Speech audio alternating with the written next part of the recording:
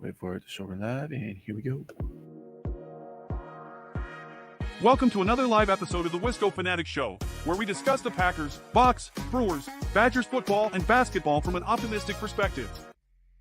Wisco Fanatics is brought to you by Cardboard Legacy, Wisconsin's most complete sports card shop. Buy, sell, grade, and consign all at their location in Oshkosh.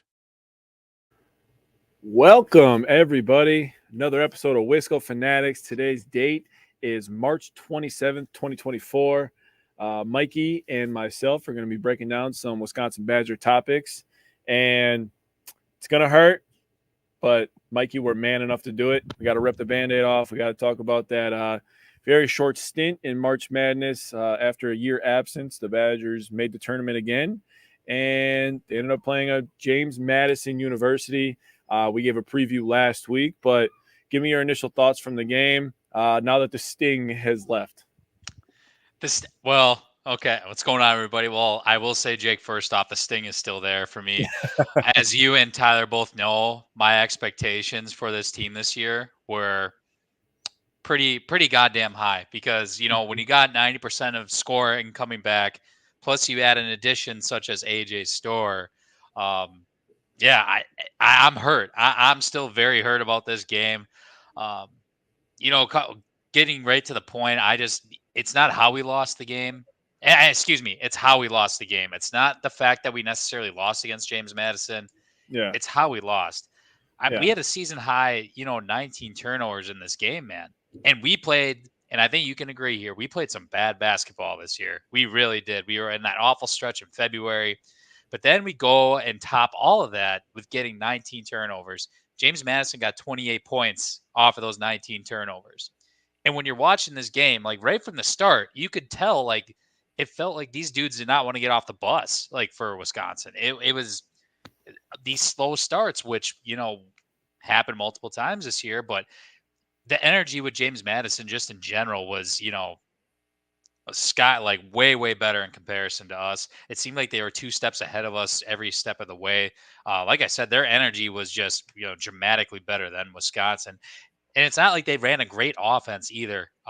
James Madison, they didn't do anything special. It was simply, I think, at the end of the day, these 28 points off the 19 Wisconsin turnovers, and it's a season high for us, which again really says something because we did play some bad basketball. But we found a way to top it all off, and I'm so crushed because just how we lost this game definitely is going to bring more question marks in my view going into next season. Now I'm very skittish, I guess you could say, going in this offseason because this offseason is going to be huge for us. We're going to talk about that in a little bit, but it just at the end of the day, it just didn't seem like we got off the bus, this whole team. And I'm also going to hold not just the players, but I'm going to hold the coaching staff accountable for that too, because at the end of the day, you gotta, what are you saying to these guys? I don't know. And we had the last game of the tournament coming off of the Big Ten tournament, right, where we need to rest guys up and everything. And I thought, health-wise, yeah, we're going to be great. We're going to be ready to go. And, stars weren't aligning. Yeah. I'm going to reply to a comment real quick here. Tyler is referring to the Brewers as their opening day has been postponed and moved to tomorrow at 12:40. Just have one message for all baseball teams. Get a roof. Yeah. The one sport that needs a freaking roof. I mean, basketball obviously too, but they all have roofs. Get a roof. You can have one that moves. I mean, that's what technology allows you to do nowadays. Pretty wild, I know, but it's crazy. And you could do that. The Brewers did it in 2001, which was a very long time ago now. It makes me feel old now that I just said that. But anyway, don't bring that way, AJ. Don't bring that year up again, Jake. Come on now. Yeah, that's all good. That was a bad year for America. Sheesh. Yeah, it was. So let's talk Wisconsin. This game tipped a little bit after 9:00, I believe, or a little bit before 9:00. Yeah. And most of Wisconsin Badger Nation was sleeping because if you ever watch the game on TV, they're all 100 years old.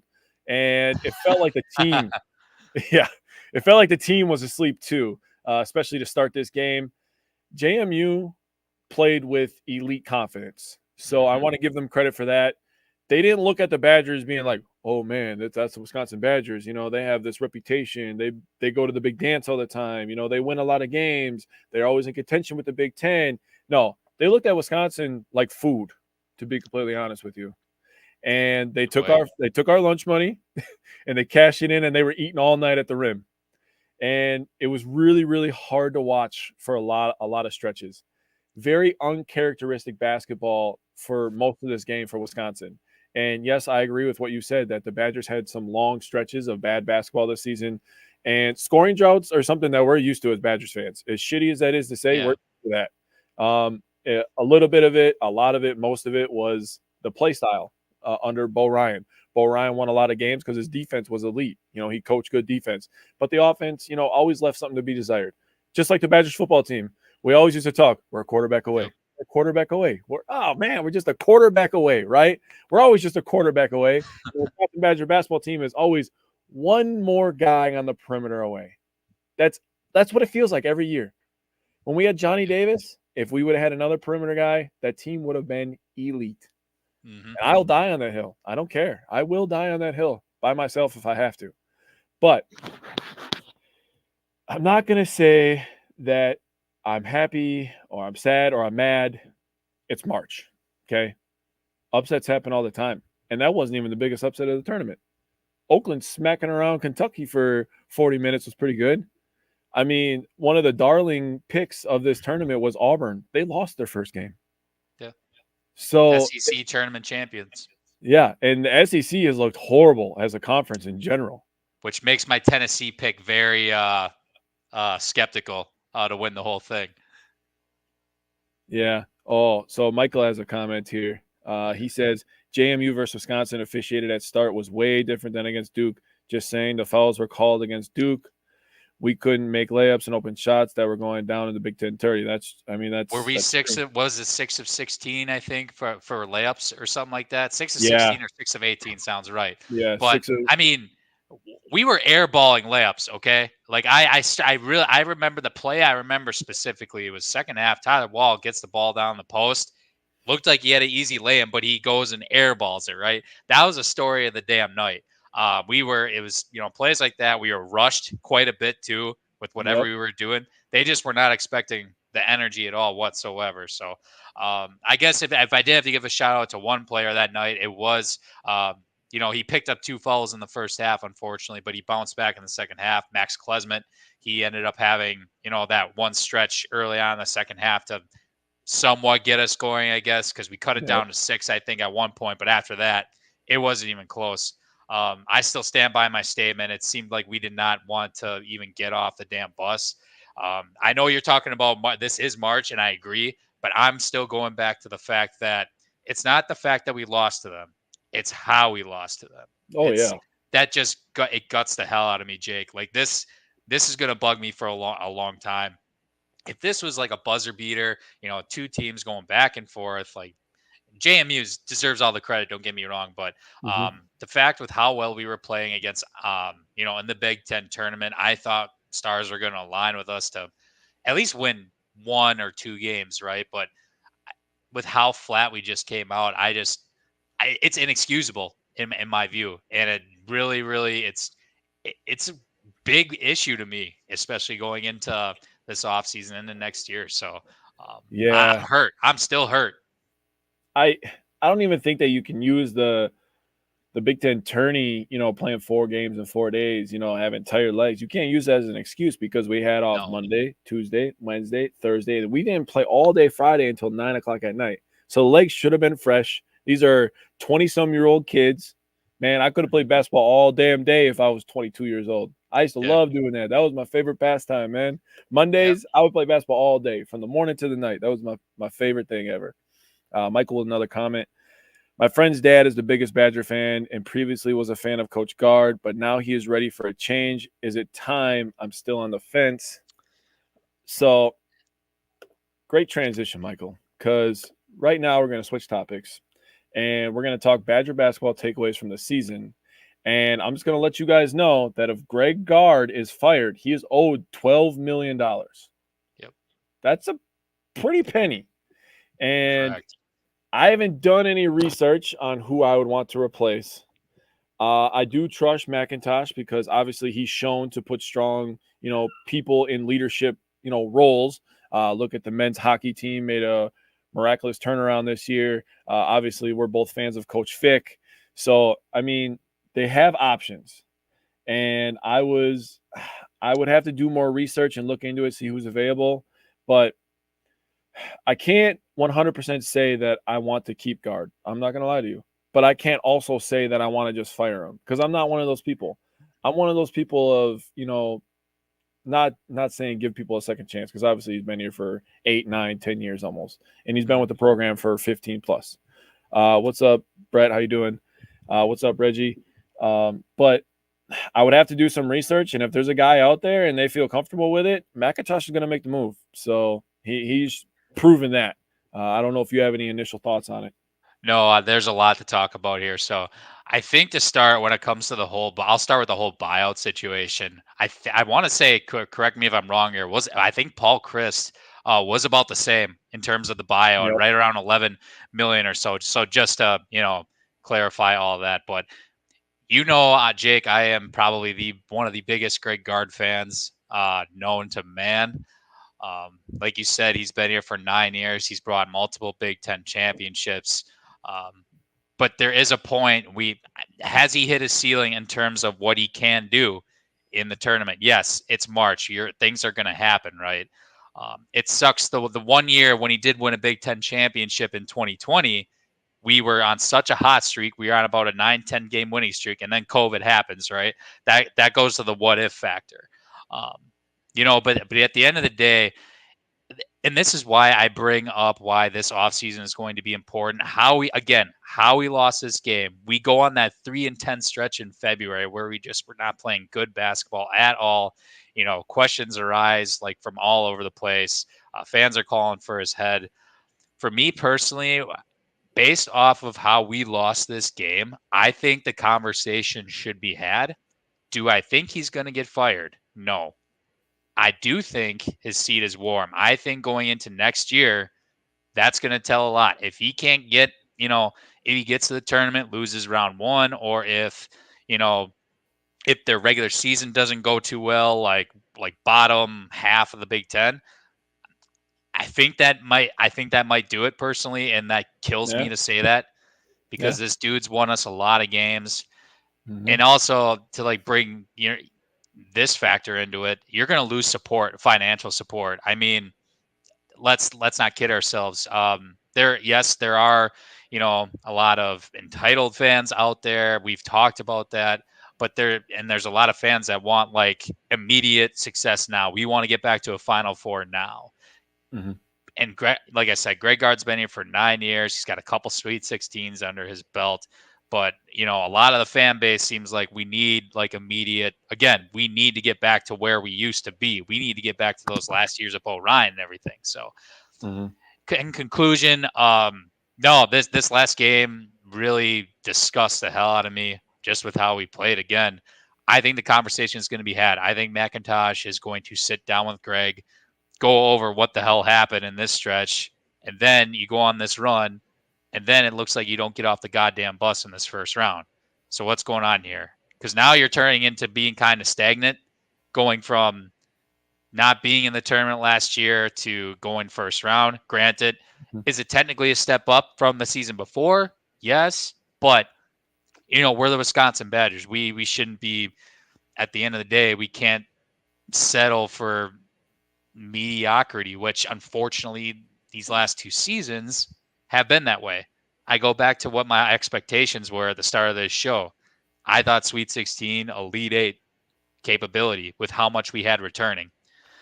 So this is a very disappointing season. I think conversations will be had with Coach Gard, as painfully as for me it is to admit. But I think next year is his make or break. Yeah, I don't disagree with pretty much anything you just said. I agree that Wisconsin has set a standard of excellence in every single sport. Just making the NCAA tournament, not good enough. Okay, we need you to win a couple, make some noise. There's a lot of question marks around the the program right now, talking about in-state kids, and that's a problem for all teams. Just going to say that right now. That's another point. But keep going. I mean, that's everybody always gets on guard about his recruiting, and he's bringing a guy in next year, Daniel Freitag. He's going to be a stud, in my opinion. He's going to fit in really well. He's going to be a scorer. He's probably going to start off the bench, and him and John Blackwell are just going to wreak havoc as a 1-2 punch off the bench next year. Chucky should be back next year. Talking about AJ Storr, Tyler brought him up. We can transition to that right now. I do think that AJ Storr is going to come back. I don't think that he's going to go as high in the draft as he expects. Does he have potential to go a little bit higher? Absolutely. I think that right now, if teams are really looking at him, he's going to be a late first, early second at the absolute best, maybe even undrafted, because his decision making still isn't there, and his outside touch still it isn't good enough to survive in the NBA.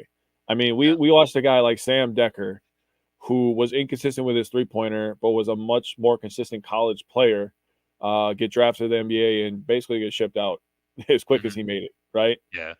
As sad as that is to say, it's truth, right? And AJ Storr has elite athletic ability, and I will say, I'm going to give the coaches credit for this. AJ Storr, day one, was just an athletic freak. We were watching the highlights as the season comes on. As the season's about to start, we're getting ready for our Badger season primer, and we're all trying to kind of scout AJ Storr because we didn't really know much about him. I'm not going to lie, I don't watch a lot of St. John's games myself. But you're looking at this guy jumping out of the gym, and you're thinking of the possibilities.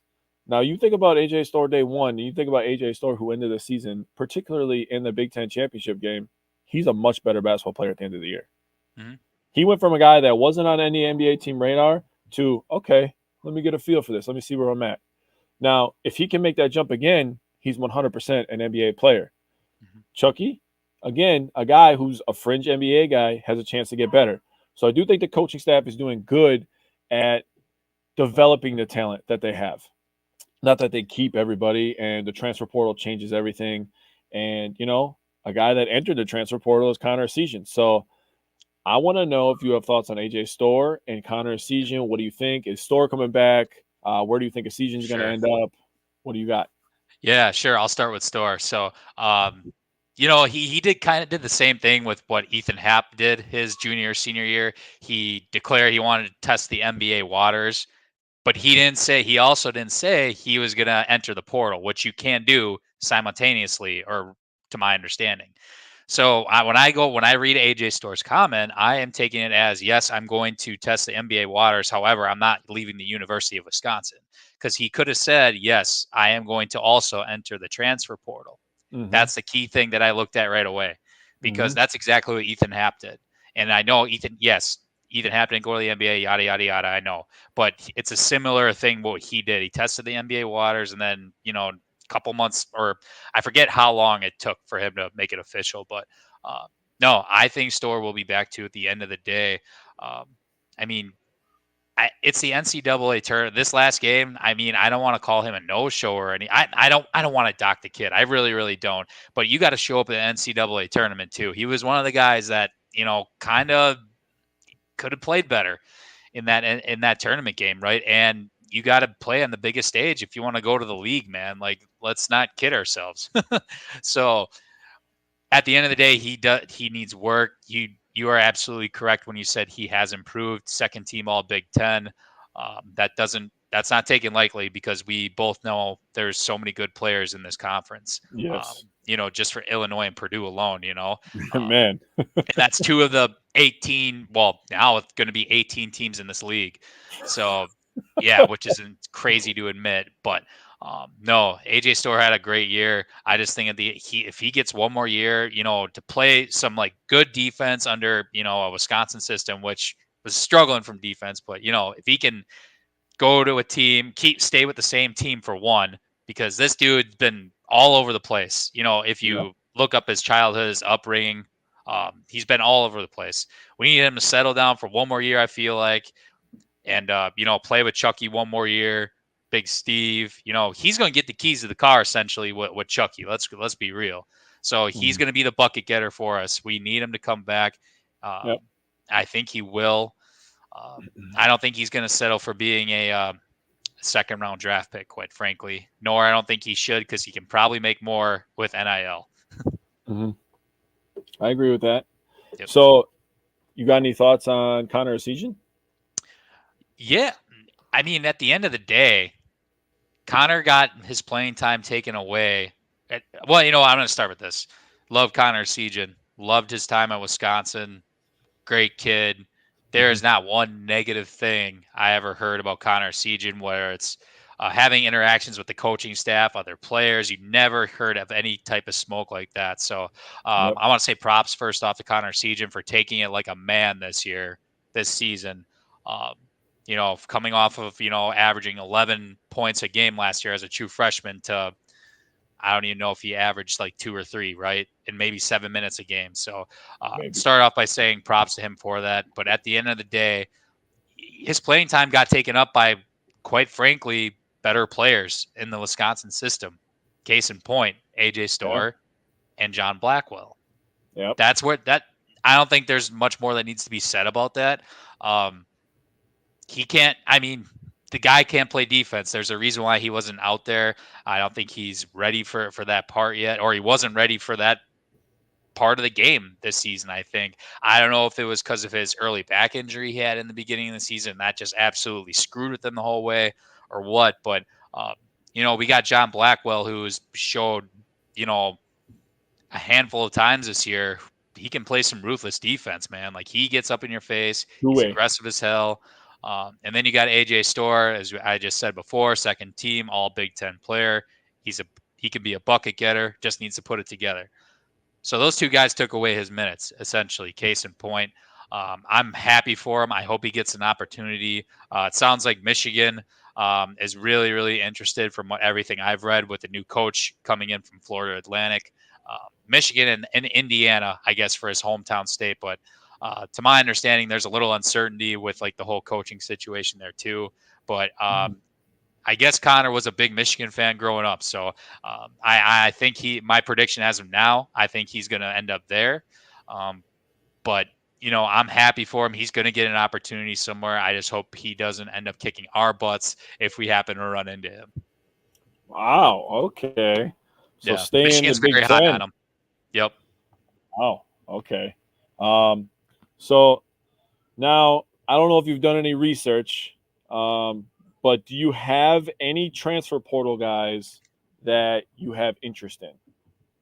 I have 2 names that I was reading a list, and I was thinking about team needs, and I was like, all right, these guys could fit. So who's your couple? Do you have 2, 3, 4, 10, 12? I don't know. I'll start with the big man. I'll start with one, and then you go on. If you name my other one, then we'll address it. I only have 2, so okay. So I talked to you guys, I think it was like last week, 2 weeks ago. I think going into this offseason, we need to adjust 2 things. We got to replace Tyler Wall, and we need a big man, I think, in my opinion, to challenge Stephen Krall. I'm going to start. I'm going to go big man on this first player that I'm going to mention. So, and the reason why I wanted to bring this up is, as of now, we have no clue what the situation is with Gus Bus. I mentioned it to you guys. He wasn't traveling with the team in the conference tournament and the NCAA tournament. And apparently it's been longer. It's been prior to that from what I've had other sources that I've talked to, but we have no clue what's going on with Gus. Right. So in my opinion, if he's not traveling with the team, something's up. So we got to be ready for that. So, my big man is going to be, his name is William Kyle III. He's the big man out of South Dakota State.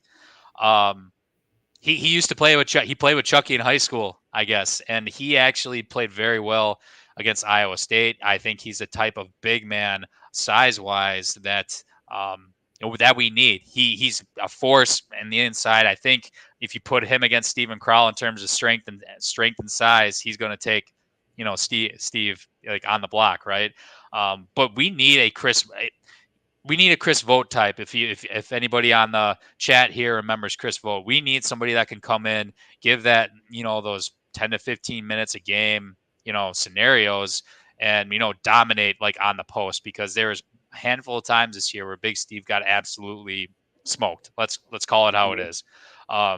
And as far as Nolan Winter being a true 5, I still think we're a year away from that yet. After next year, maybe. I think he's going to end up playing the 4 a little more too, going into next year, possibly, depending what it's all about the portal, right? But I think this guy would be a perfect fit for us. And yeah, I mean, Chucky's going to obviously give him a call. They played with each other in high school, man. So, yeah, hopefully, I hope he gets the call. And I guess we have been in contact already. Yeah, so William Kyle's actually one of my guys. So good call out by you. 13 points per game, 7 rebounds, and 2 blocks per game. So I agree. A guy who can help control the paint. Zach Edey's going to be gone next year, so Purdue would be a little smaller and a little bit easier to deal with without the refs on their side as well. But I would love for the Badgers to have an imposing force inside. Been a while since they had one of those. Tyler Wall at some moments, and Crowell would pick and choose his times when he wanted to act like a 7-footer, and he still does that. I wish he would just understand that he's really tall and he could just jump like 6 inches with his arms raised and dunk it, and he could just do that the entire game. And then you get points and your team gets more points and you win, and like that's fun. I like that. So please figure that out. But William Kyle would definitely help on both ends of the floor. Obviously, averaging 2 blocks per game is really nice as well. I'm just going to give my next guy, just in case you have him. Another guy who's a former teammate of Chucky. His name is Frankie Fiddler out of Omaha. 20 points per game, 6 rebounds, 3 assists. He's just kind of, again, I always think that the Badgers need more perimeter help. I feel like they always get big men, especially from Minnesota. I love John Blackwell, obviously. AJ Storr is a question mark, as we know. And, we got Max and we got Chucky. So after that, it's going to be a freshman. And I would like Frankie to come in, a guy with experience, D1 experience, and obviously a 20-point per game scorer. Can never go wrong adding a 20 point per game score, right? Just a guy that knows how to go get a bucket. Nothing wrong with that. Imagine if we get him and Storr comes back. Now you're talking about real depth. You're talking about coming off the bench with Daniel Freitag. You're talking about, if Frankie would come off the bench or Max. John Blackwell, maybe. John Blackwell's probably coming off the bench unless he beats out Max for his spot. But I honestly feel like right now, I feel like Blackwell is like the perfect 6th man.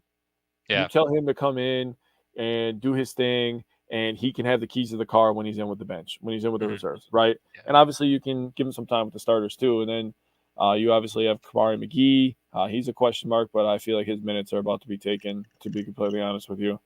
Nothing wrong with that. We'll see how that goes. Yeah, nothing wrong with that, but yeah, it is what it is. But yeah, those are the 2 that I have. I just feel like finding common ground with Chucky, a guy who obviously knows the program very well. They know Chucky very well. They understand each other's play style, and just 2 guys that could just go get it. I think they would fit the Wisconsin brand of basketball as well. So he's visiting Wisconsin on Saturday. It's my understanding this week. He's visiting Creighton in Nebraska like midweek, like right now, basically, and then Wisconsin on Saturday. So he's already got visits and stuff lined up. So this is coming from Flood. So we'll see how that goes. I hope we can, get that taken care of and wrapped up right away and look forward to something in the offseason because, I think we're going to need 1 guy for sure, probably two guys from the portal, I'm thinking. So if we really want to make strides next year, because I think just replacing a guy like Tyler Wall is going to be difficult because of just how much he could bring. He brought to this team for the last 4 or 5 years. So I think you're going to need multiple bodies to, somewhat replace that. Yep, I agree with that. So transfer portal will definitely be interesting. Watching AJ Storr very closely, obviously. And if Connor Season goes to Michigan or Indiana, as you're saying, watch out, buddy. We got a lot of players that can drive to the rim. That's all I'm going to say. Oh yeah, we should go after him. We got to take advantage of his weaknesses. But Michigan needs a lot of help right now. I will say that they had 9 total wins this year, which that program's kind of a dumpster fire right now, and it kind of makes me feel grateful for being at Wisconsin. I mean, it goes back to that point, right? Like, I know everything that I just said, like I brought that up and everything, but you look at a team like freaking Michigan, who not too long ago was in the Sweet 16, in the Elite Eight, in the Final Four, right before Wisconsin made their Final Four run. So Yep. I would tell Wisconsin fans it can be way, way worse. You just look right down the road at Ann Arbor, Michigan, and you had a guy, Juwan Howard, a friend of the program and alum of the program, 2 Final Fours himself as a player. Yep. It's not always greener on the other side, man. No, it's absolutely not. That was just a horrible year on their end. I know Wisconsin ended up losing to that team, but 9 total wins ain't going to get it done. If we had a Wisconsin coach come in day one and only get 9 total wins in basketball, you really think that he'd stick around after one year? Everyone would be calling for his head. Yeah, he'd be gone after one season. People, we expect greatness around here, and there's absolutely nothing wrong with expectations. He's got to meet them, right? Exactly. So before I let you go, we got to do one final thing. We got to give a thank you to Tyler Wall, a guy who bleeds Cardinal red and white, gave everything, always first to the floor, lunch pail kind of guy, first guy in, last guy out type of dude. Just a great guy, in my opinion, to represent the University of Wisconsin. He had a couple stinkers at the end of his career, and I can say that because he would say that as well. I have full confidence that he would say the same thing. But I also want to tell him thank you. I appreciate you. I enjoyed watching you these past 5 years, and I wish you nothing but success in the future. Your turn, Mike. You can give Tyler Wall your thank you. Yeah. So this guy was a 10 on my scale going into this year, for obvious reasons, right? Basically everything that you said. There's times he'd be a scorer. There's times he would be. I mean, he was always like aggressive as hell defensively for the most part. Gritty as hell, fit the Wisconsin mold, right? At the end of the day. So, specifically this year, I'll call out his 2 games against Purdue, right? In the regular season, 37 points, 17 rebounds, 10 assists. That's a hell. I mean, and we won the points like in the paint versus Purdue, who's got Zach Edey as their big man. So, he had some great games for us this year, and in the past. Can't say enough about it. You never heard about him getting in trouble or anything like that. Kid that did it the right way from day one, no transferring out. A typical Wisconsin, I don't want to make it sound typical as a bad word, but your typical Wisconsin player that came in, developed, had a great career, 1,000-point scorer, and there was nothing wrong with him at all whatsoever. I'd be happy to have him on my team. Now he's going to go make a career, hopefully, making some good money playing overseas. So props to Tyler Wall. Yeah, they just need to make the overseas Badgers at this point, man, because we have enough of them over there. They'd have a squad. Just have an alumni Wisconsin team, put them all on one team together, and then just let them ball, dude. I can think about Jordan Taylor and Sam Decker on the same team. Yep. You got Brad Davison over there. Yep. You got Nigel Hayes over there in Spain. Yep. Douye Dukin, I believe, is still playing over there. Oh wow. Ethan Happ is definitely still playing over there. What about Micah Potter? I know that he was kind of floating around the D-Leagues.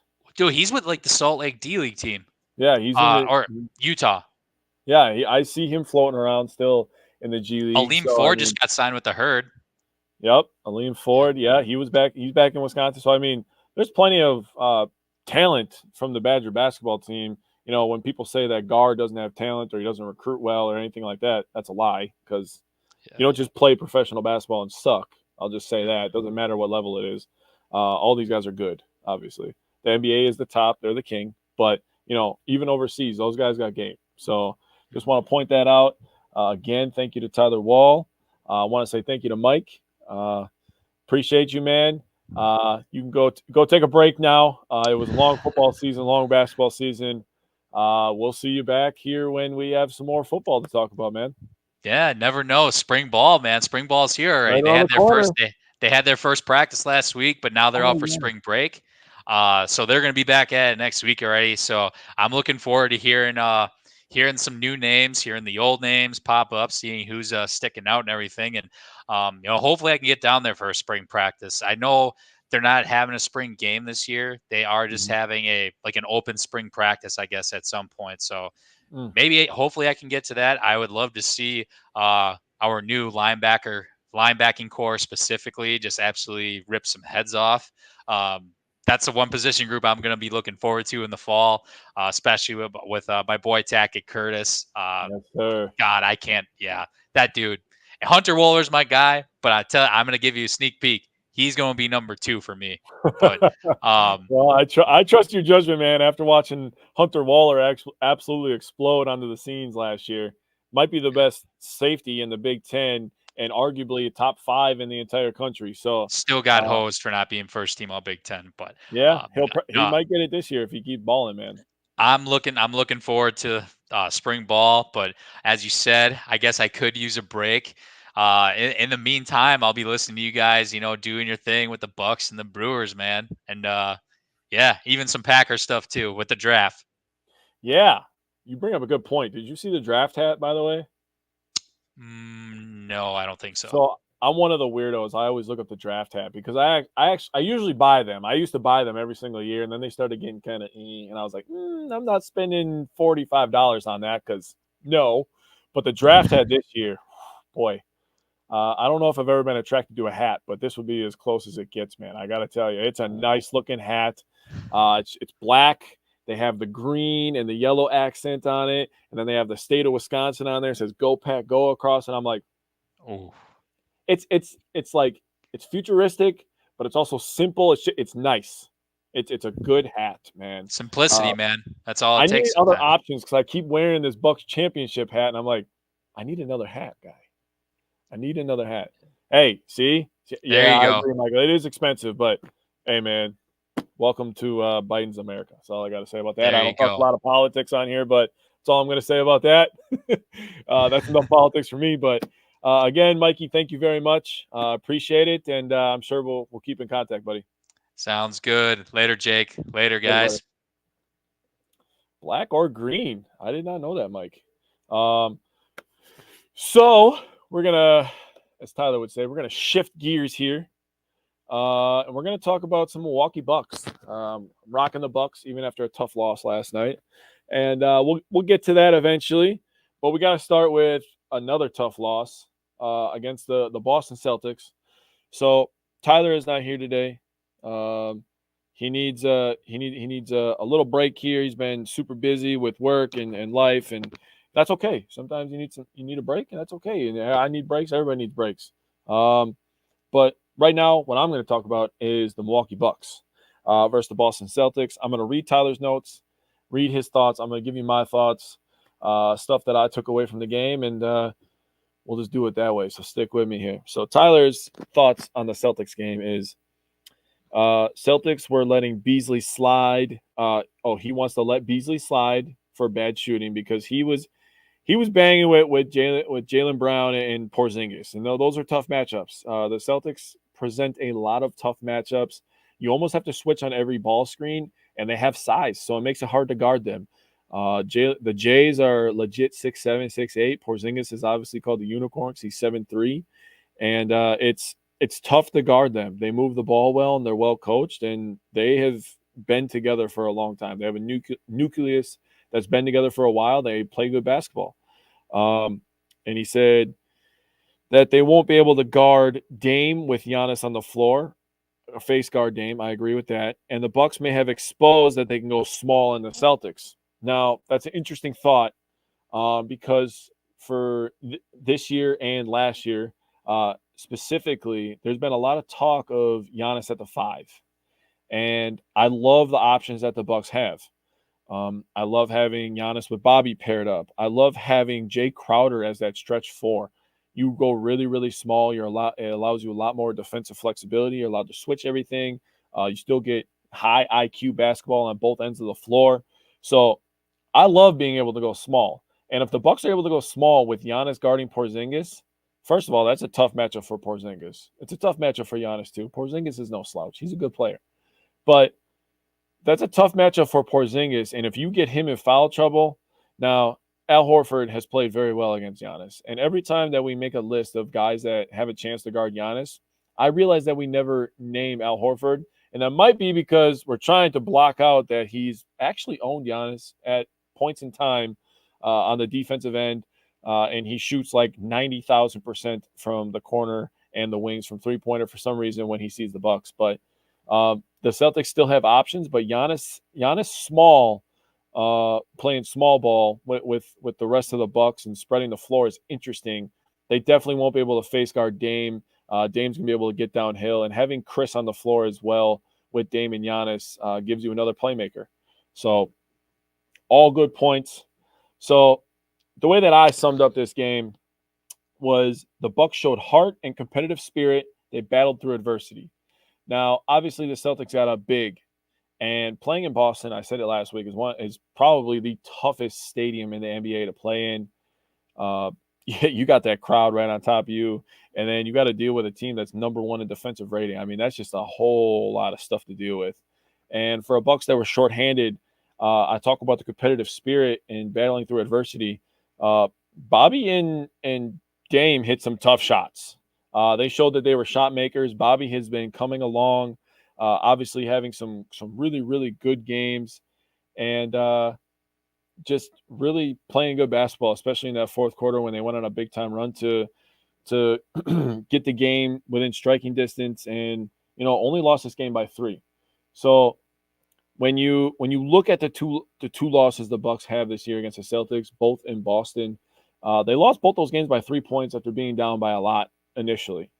And the game in Milwaukee, which they have another one coming up on April 9th in Milwaukee against the Celtics, they kicked the living hell out of the Celtics in Milwaukee. So that gives me some hope. Lets me think that the Bucks can really hang and they can beat this Celtics team when all hands are on deck. So now I just want to go over some real quick. Dame had 32, 4, and 6, 6 of 10 from behind the arc. So that's absolutely fantastic. Chris Middleton looked good, 8 of 11, 2 for 3 from the 3-point line, 22, 6, and 6. And Bobby with 24 and 15, 11 of 20 overall, 2 of 3 from behind the arc. So Bobby was hitting some big-time shots, taking some big-time shots. And that taking them is a credit to him as well, not just making them. Being able to have a guy that's not afraid of the moment is definitely a good thing for this basketball team. The rest of the bench outside of Bobby also played well. They had 20 points, 6 rebounds, 2 assists, 8 of 12, and 2 of 4 from 3. One thing the Bucks need to calm down on a little bit is the turnovers. They get a little sloppy. But the free throw disparity in this game, and also another loss that we had this week, last night, if you don't remember, the free throw disparity was absolutely disgusting and makes 0 sense. And it's crazy that I'm saying that as we have Dame and Giannis. And obviously we didn't have Giannis in the Celtics game, but a 15 free throw disparity is hard to overcome for anybody. And it's not just the free throws. I'm not just saying the free throws. Obviously, the makes. They're plus 12 in that category, winning this game by 3 points. That's a big difference. But the thing I want to point out is the foul trouble. So now you have to play different lineups that maybe you didn't want to play, and it kind of shifts everything around, right? You have to guard different people. You have to move things around, and it really, really changes how you want to coach. But anyways, they lost, and it is what it is. There is no moral victories in sports. There's no silver lining. Just wins and losses, right? And the Bucks lost this one, and they moved on to the next day versus the Brooklyn Nets. And Tyler's thoughts on the Nets. First, the Nets, the fundamental failures were low, and they only had 10 turnovers, which tells me they didn't play bad.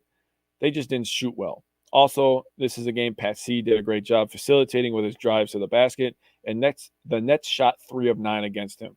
Also, Dame scored or assisted 8 straight points after a Mikal Bridges 3 cut the lead to 103-101. So those are some great thoughts. I'm going to give mine real quick. My thoughts on this game was the Bucks released the bomb squad because Dame hit deep threes. AJ Green was hitting deep threes. Brooke Lopez was hitting damn near logo 3-pointers. And the Bucks got off to, this game ended up being a little bit back and forth, but honestly, I felt, being a second half of a back-to-back and obviously at home helps the Milwaukee Bucks. But they played well enough. Giannis came back in this game at 21 points, 9 rebounds, 5 assists, 9 of 19 from the field, and he definitely helped with the fast break points. I can tell you that because Brooklyn is a team that likes to get out and run, and Giannis was pretty much the fast break for the Bucks. Talk about Dame real quick. this was Dame's third straight game of 30 points and 50% from the field. He was on an absolute tear for 3 straight games going into the Thunder game, and he didn't stop there. But you talk about 30 points, 3 rebounds, 12 assists, 50% from the field, and 5-11 from behind the arc. And that's not even the best thing that he did in this game. The most impactful plays that he had were on the defensive end. And steals can be a little bit misleading, but in this case, they're not. He had 2 massive steals, and one of the steals led to an and one from Giannis. And when I talked earlier, when I was talking during the Celtics game, and I talked about having Jay as the 4 gives you some high IQ basketball on both ends. High IQ passing from Dame to throw it all the way up to Jay running his ass off, and Jay obviously pulling the defense to him just to leave it for a 6'11" god to finish at the rim, as Giannis does quite frequently. He leads the NBA.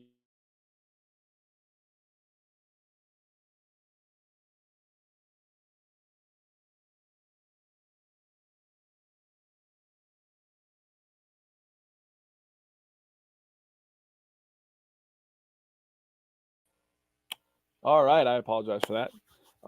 So something clearly happened on my end. I apologize. So as I was talking, the Bucks versus the Nets here. I'll continue this conversation. Wanted to give Pat Connaughton some really good credit here.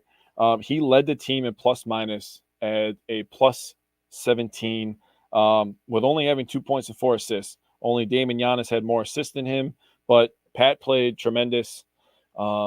Now we're going to move on to the Bucks versus Thunder. So if you didn't know, Tyler and I are starting a Patreon, and we had a live stream for this game. We made a pregame, we made a postgame, and we live streamed this game so you guys could watch it with us and get a little preview of what we're going to be giving you. And yeah, it was a really, really good game. I got to say, it was a great live stream.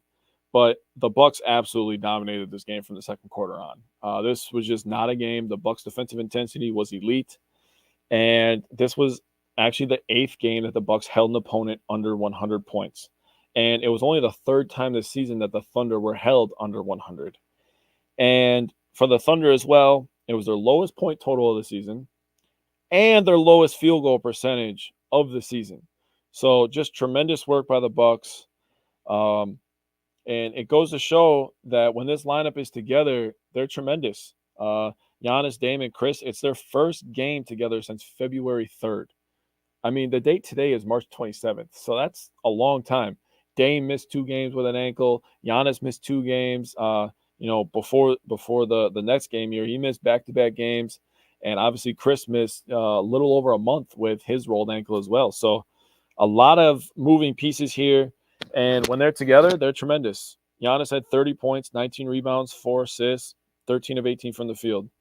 Dame wasn't really the scorer that we're used to him, his first game outside of the 30-point per games that he was putting up. But he had 11, 6, and 5, and he was facilitating nice, setting people up, letting everybody cook, right?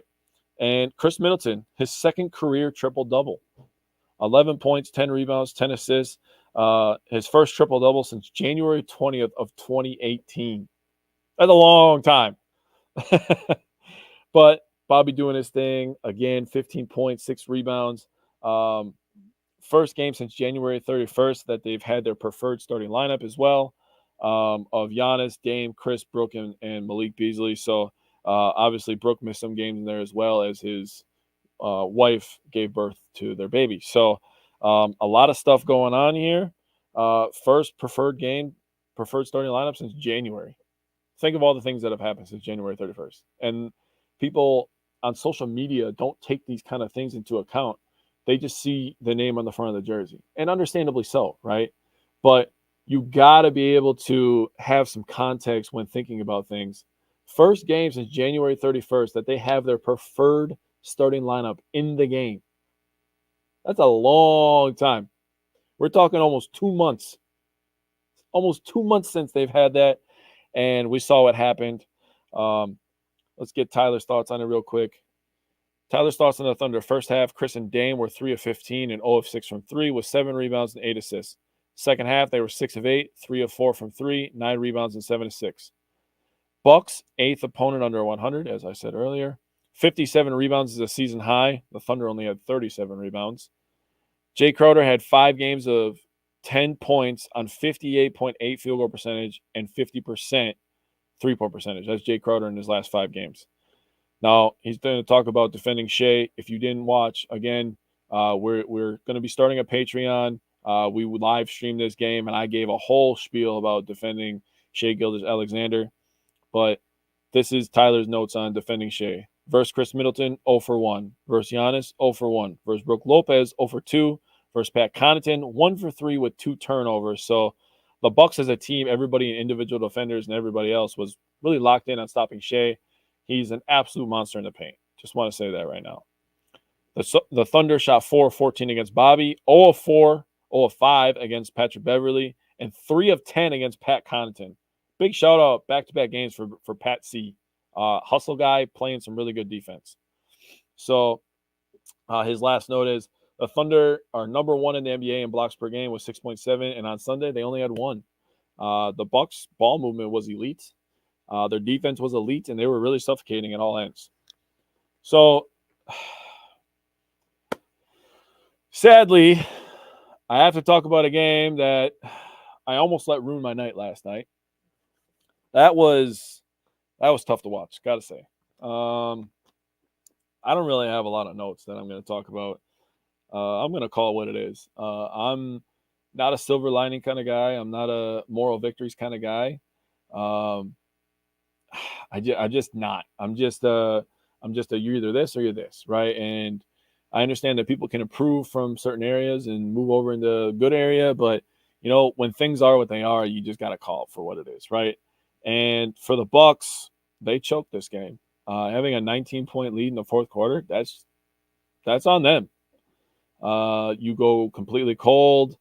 I didn't like the play call from Doc Rivers at the end of the game. Okay, Dame, I understand. Okay, listen. This is my thoughts. I understand what Damian Lillard is. I understand that he can go get you a bucket. I understand that he's one of the top 5 players in the current NBA that at the end of the game, you want to give him the ball because he can make the shot.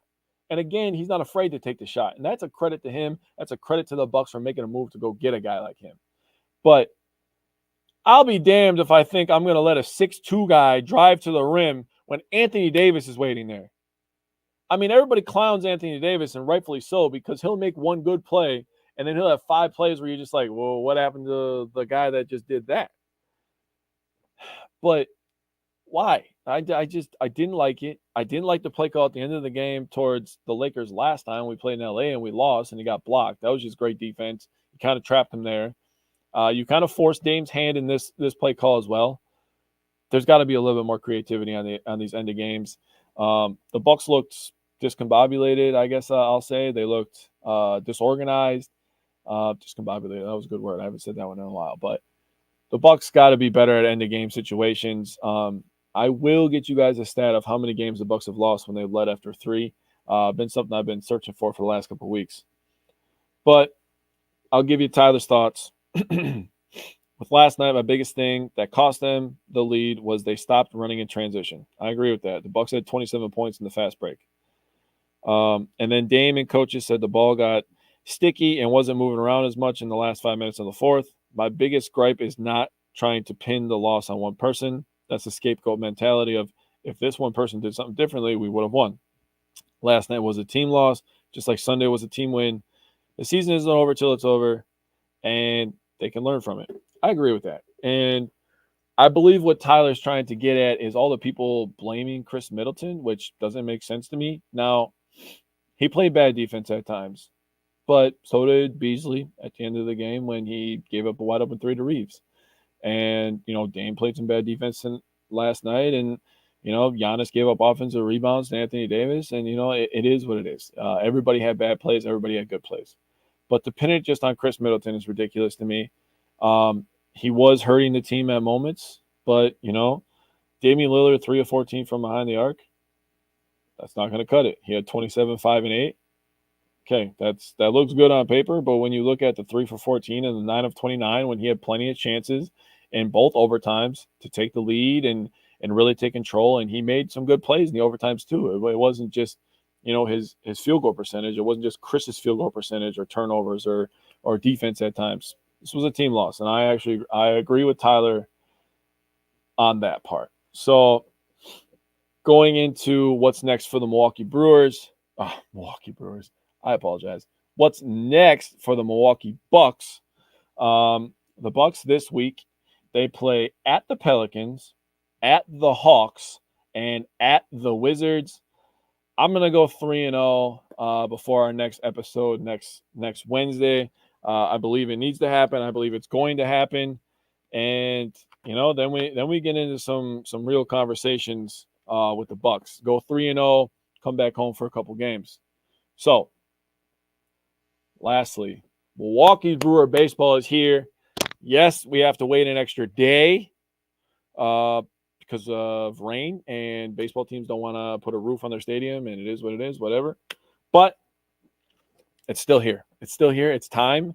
And I always cheer for baseball season because it means one thing: better weather. And we all want that in this state. I'll tell you that right now. So I'm going to give you Tyler's thoughts real quick before I get out of here. Give you my thoughts. And, we'll call it a day here. So Tyler said,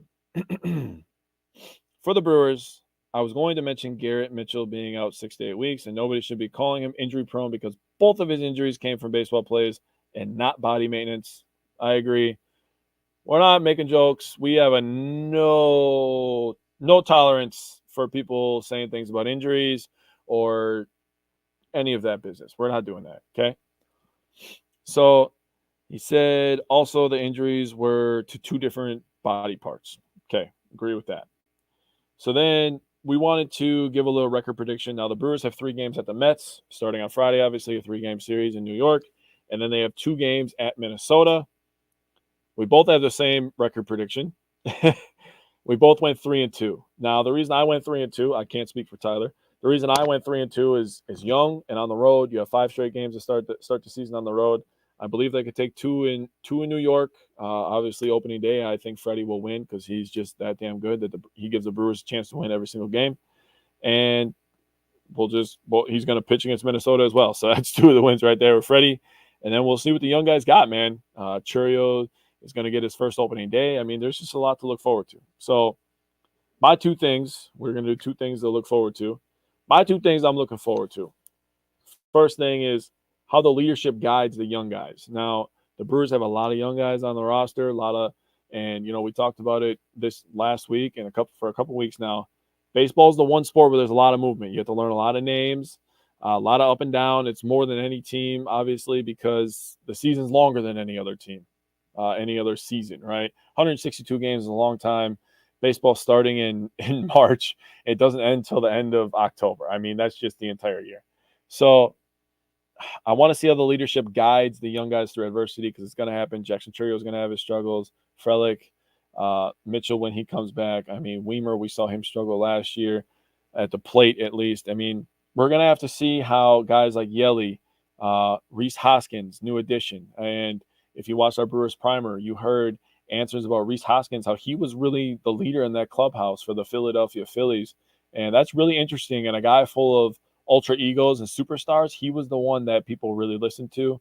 And Willy Adames, I think Rhys Hoskins is going to do great things for Willy Adames, and he's 100% a fan favorite, and he's a leader in this clubhouse. So those are the 3 guys that I'm looking to lead these young guys and try to capitalize on the talent that this team has because it's talented.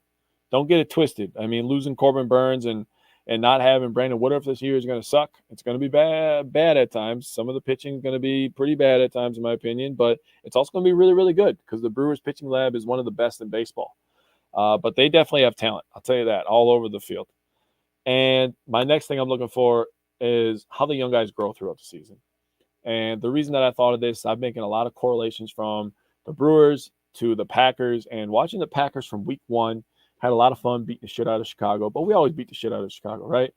And watching them grow from week to week and become the team that we think can be a Super Bowl contender coming into this season, having the San Francisco 49ers on the ropes, really playing good football the second half.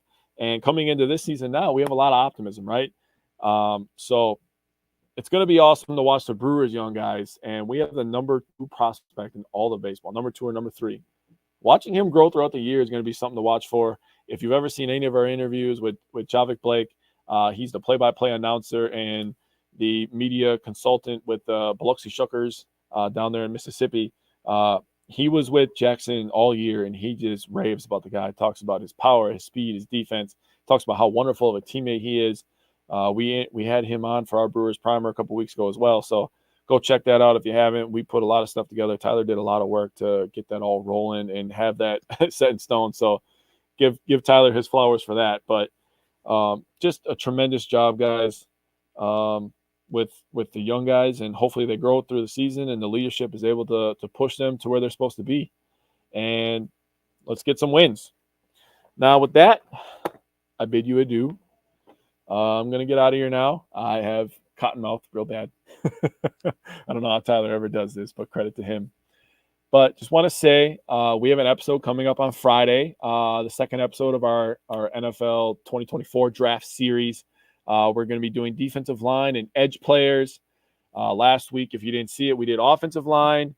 And then this week is defensive line and edge. Like I said, next week is safeties and corners. And then the week after that is linebackers and running backs. And then the week after that is the week before the draft. We're going to be doing some mock drafts, so that'll be really fun. Join us for that. We'll pick people who you guys put in the comments at certain picks, because everybody does a little bit. We do a lot of bit of research. So come join us on Fridays at 8 o'clock. And then we'll be live streaming the first day and the second day of the draft. So first, second, and third rounds. Come join us for that. Just hang out with us. We're not going to be, sitting up straight or worried about our notes. We're just going to be watching the draft, just being guys. So again, come join us on Friday nights. Those are a lot of fun. Join us in the comments section, and hopefully you guys enjoyed this C+ episode with me as the host. But with that, I say everybody have a good night. Bucks and 6.